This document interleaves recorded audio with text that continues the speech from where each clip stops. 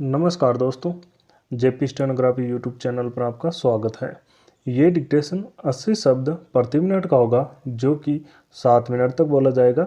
10 second बाद start किया जाएगा। जनसत्ता से लिया गया है। दोस्तों, अगर आप चैनल पर पहली बार आए हैं तो चैनल को सब्सक्राइब जरूर करें, साथ ही बेल आइकन भी ऑन कर दें ताकि आपको डेली नए नए शब्दों के डिक्टेशनों की नोटिफिकेशन समय पर मिलती रहे। स्टार्ट। जापान के प्रधानमंत्री के ताज़ा भारत दौरे में एक बार फिर दोनों देशों के बीच सहयोग का सफ़र और आगे बढ़ा है।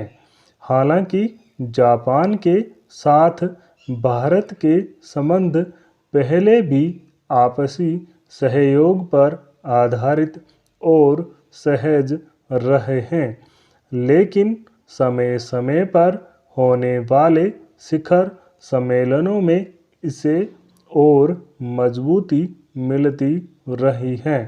सोमवार को दोनों देशों के प्रधानमंत्रियों के बीच हुई बातचीत में सबसे अहम पहलू वैश्विक रणनीतिक साझेदारी के विस्तार का संकल्प है, जिसे शांतिपूर्ण, स्थिर और समृद्ध हिंद प्रशांत के लिए बेहद महत्वपूर्ण कहा जा सकता है।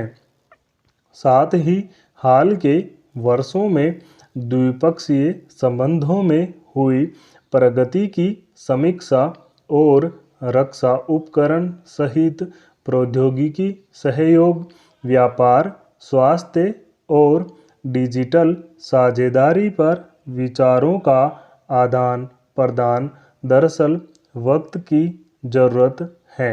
यह छिपा नहीं है कि बीते कुछ समय से विभिन्न स्तर पर चीन की ओर से जारी गतिविधियों की वजह से हिंद प्रशांत क्षेत्र में कैसी चुनौतियां खड़ी हो रही हैं।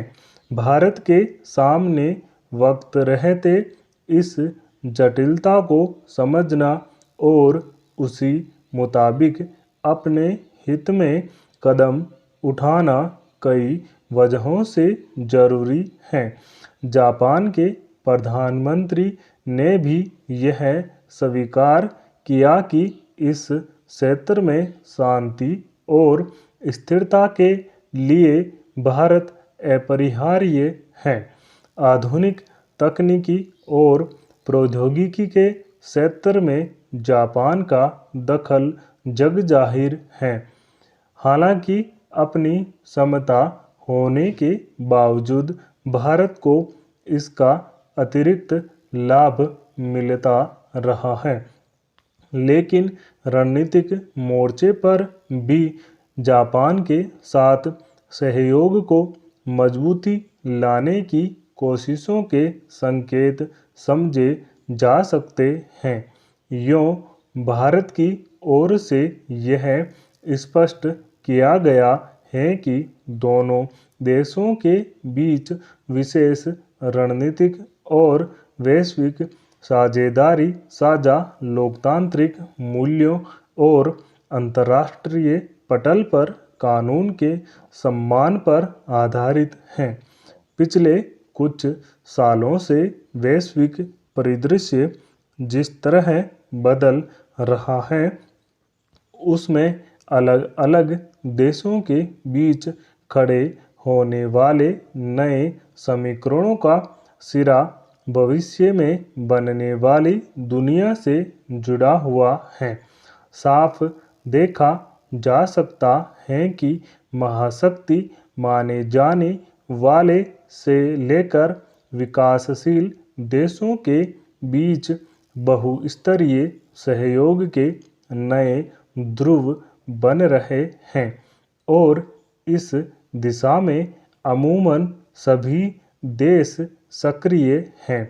इस बीच अंतर्राष्ट्रीय कूटनीतिक जगत में भारत की जैसी जगह बनी है, उस पर दुनिया के तमाम देशों की निगाहें टिकी हुई हैं।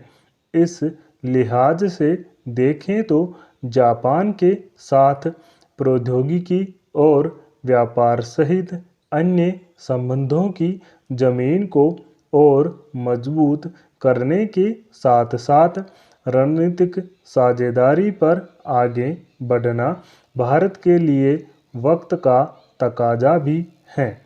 इसके अलावा दुनिया तेजी से जिस तकनीक आधारित व्यवस्था की ओर बढ़ रही है, उसमें नई या आधुनिक प्रौद्योगिकी की अहमियत का अंदाज़ा लगाना मुश्किल नहीं है।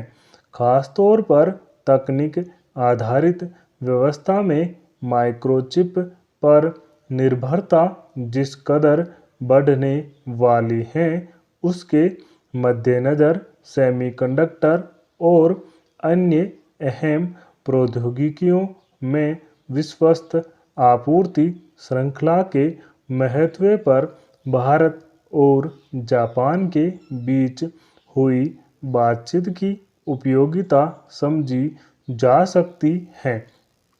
इस संदर्भ में देखें तो तकनीक और निवेश के लिहाज से जापान की एक खास जगह है, लेकिन सेमीकंडक्टर के मामले में भारत की कोशिश अब पूरी तरह आत्मनिर्भर होने की है।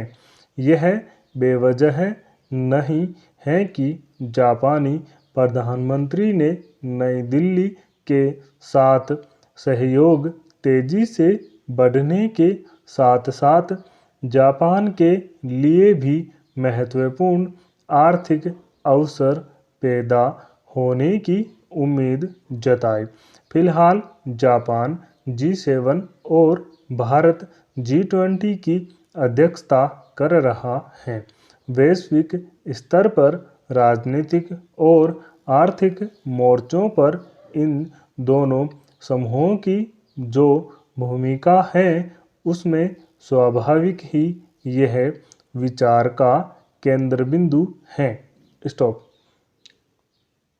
दोस्तों, इस डिक्टेशन का PDF लिंक डिस्क्रिप्शन में मौजूद है, आप वहां से जाकर डाउनलोड कर सकते हैं। साथ ही ये डिक्टेशन व्हाट्सएप ग्रुप पर भी शेयर किया जाता है, जिसका लिंक डिस्क्रिप्शन में मौजूद है, आप वहां से जाके ज्वाइन कर सकते हैं। दोस्तों, अगर डिक्टेशन अच्छा लगे, पसंद आए तो लाइक शेयर ज़रूर करें। Thank you.